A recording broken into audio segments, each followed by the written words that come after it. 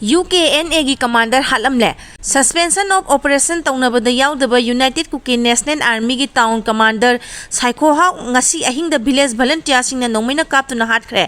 thaudo asi Churachandpur police station gi manung chanba Anglo Kuki war centenary gate maya da thokhibane amarom da ngarang nungthin pung 6 lom tarakpada Churachandpur da mathau tawba 29 suba sector gi lanmi gi captain ama UKNA gi kader singna pharaga tamthina furambadagi hospital da laikatnari hairi Kuki singna commando ama furakle Kaksing district police commando de attest tawraga leiba hojikna more da posting oina mathau tawriba 13 suba ARB gi personnel ama Kuki singna tamthina furakre hari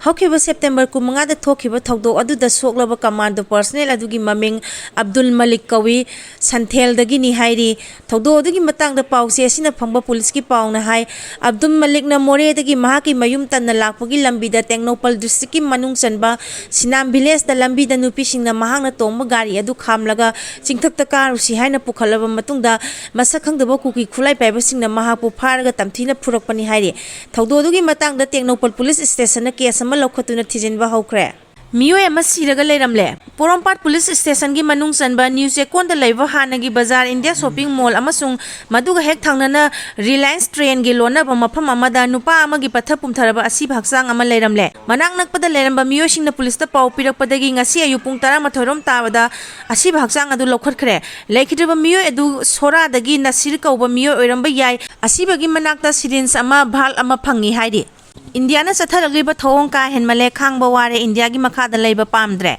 Ramani Kuki terrorist singna phajin no thamliba angang ani athubada thado halakadabani India na satharagriba thawong ka henmale Khangba ware India gi makhada leiba pamjadre haina nupi samaj ki president Thokjom Ramani na phongdorale lup train pan gi mio singa madi ima singna saru yaduna Manipur press kapta ngasi pangthokiba pawge mifam amada TS Ramani na phongdokhibada hokiba September 23 ta SSC GD gi recruitment yawba sarkhiba mio ehum Kuki khulai paiba singna phajin khraba mio amakhak thadolakpa asi mio bagi lisanate mara leitaba misam phajilaga manting narakpa terrorism gi thawong asi awang bathakta yaningde India gi makhada tillubana makhoina haiba lamdam asigi ima singna matam kuina taduna lakpani phajin khiba angang ani athubada thado halakadabani lamdam asigi ima sing India lengang na usitre Khangba ware India da tinba pamdre Manipur bu India da tinnanaba Buddhachandra Maharaj ka ina khiba agreement adu handokpiro hairaduna mahangna pendaba phongdokhe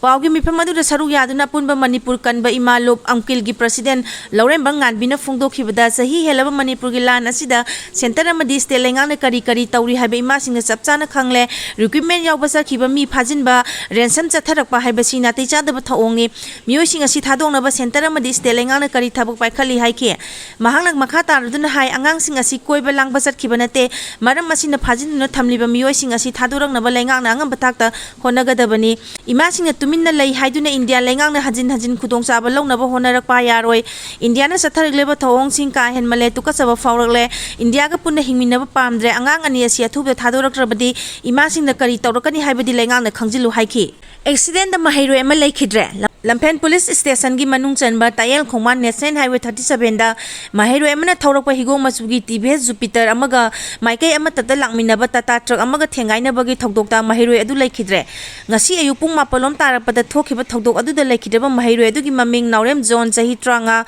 kawi mahak tera lukram lek tagi hojina tera sadokpam da leiba Sanatomba gi macha nupani hairi